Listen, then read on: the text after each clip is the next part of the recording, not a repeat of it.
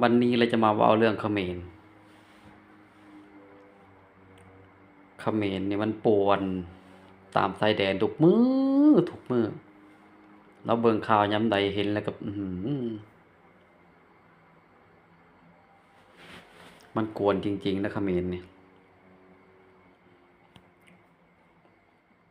มาบอกให้ปิดด่านเป็น500ปี1,000ปีเว้ยปิดแค่นี้ก็ใจสิขาดแล้วประชาชนสิทะลุกำแพงทะลุอิหยังออกมาสิเข้าไทยอีกแหละ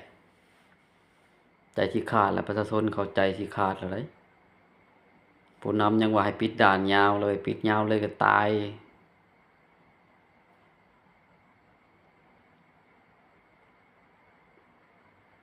มันก็หายสงครามหลายนะเขมรนี่ขนาดเฮาบ่แม่นคนไทยประชากรคนไทยเฮาก็ยังรู้สึกว่ายังดีนะไทยน่ะเป็นสุภาพบุรุษดีเห็นมายุมาแหย่จังใดเขาก็ยังบ่ลงมือก่อนเขมรปานนั้นมันก็ยังว่าคนไทยลงมือก่อนยิงก่อนโอ้ยเห็นแล้วก็แบบน่าจะทิ่มระเบิดใส่มันแบบตามชายแดนให้มันเกลี้ยงไปเลยเป็นจั่งใดตามบ่อนตามคาสิโนเนาะ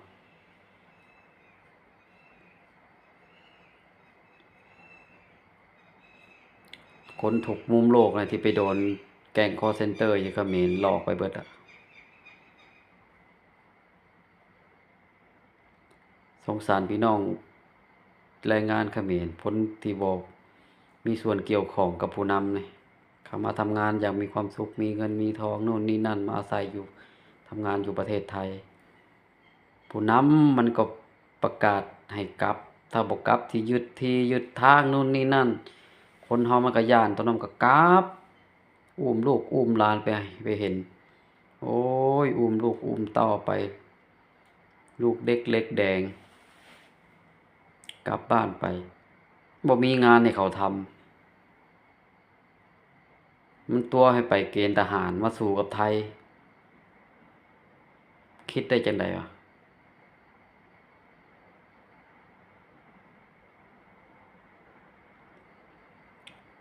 ผู้นำแบบนี้บ่ไหวแล้ว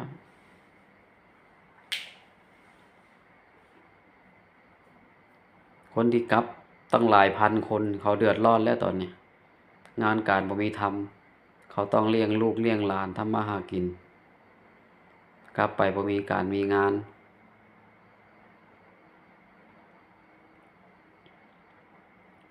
ด่านปิดไปยาวๆนี่โว้ยจักสิเกิดอิหยังขึ้นแหละ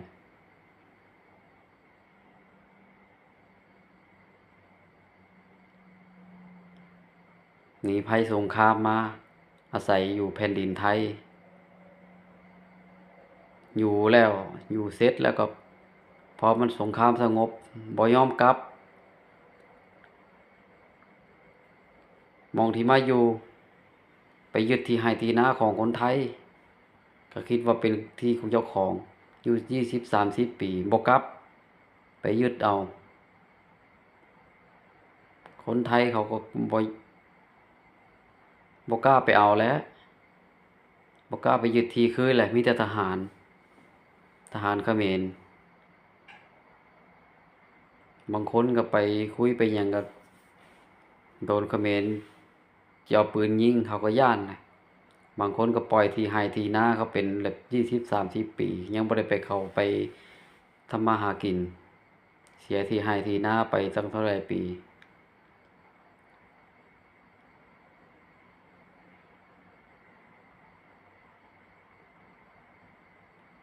เขมรนี่มันแบบกระหายสงครามอีหลีแต่ละมื้อถ่ายคลิปทำคอนเทนต์ฝึกอย่างนู่นฝึกอย่างนี้โอ๊ยพอเกิดสงครามมาตายเป็นเบื่อตายได้แบบบ่ตายแบบอย่างสมเกียรติอีกเดะ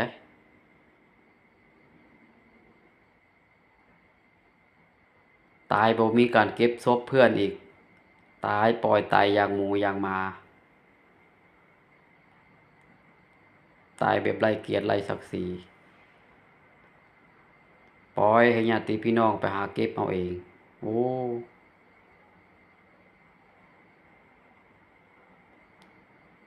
สู่ลงไปสู่เพื่อตระกูลหุ้น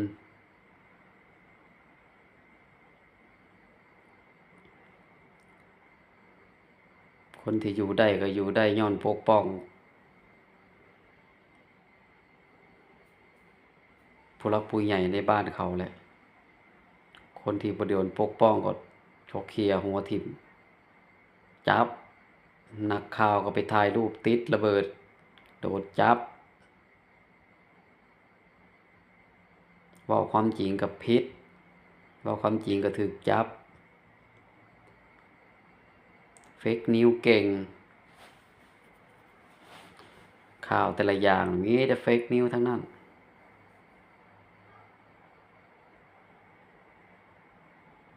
เห็นใจคนไทยนะทหารตามชายแดนนะขาขาดไป6-7ขาละ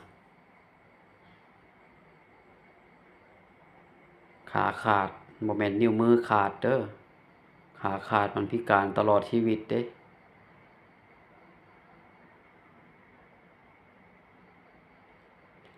รอบกัดรอบวางระเบิด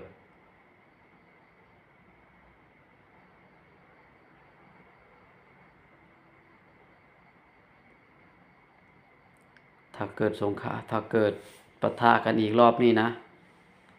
สงสัยไทยเขาจะจัดไปถึงพนมเปญแน่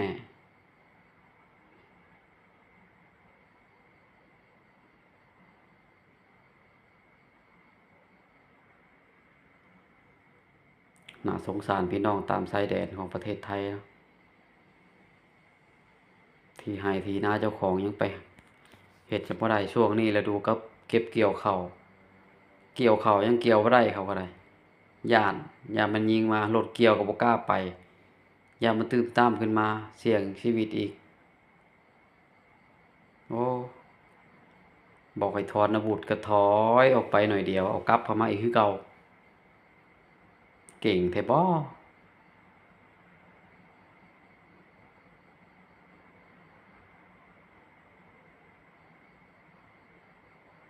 เว้ามาแล้วก็เครียดโมโหแทนคนไทยเฮ็ดหยังมันบ่ได้ละเขมรเนี่ยมันมีไผหนุนหลังมันบ่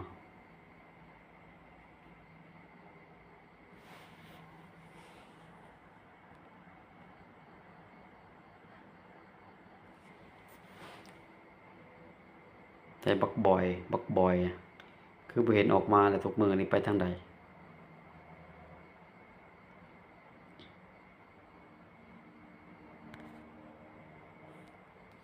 มาปั่นตลอดนะบักบอยมีแต่ของเพิ่นมีแต่ของเขมรบ่ได้ใช้ของไทยแต่ตามทหารนี่อย่างที่เห็นถ่ายลงคลิปลงโซเชียลมีแต่ของไทยมาม่าก็ของไทยปลากระป๋องก็ของไทยอีหยังของเขมรที่ผลิตได้เองเว้อเว้าบ่คิดหลายบักบอยเอ้ยมาใกล้ประเทศไทยบ่ได้แล้วเขาสิถูกตีนเอาบอยแต่กูเห็นนี่กูยังแบบมันเขียวมึงอะ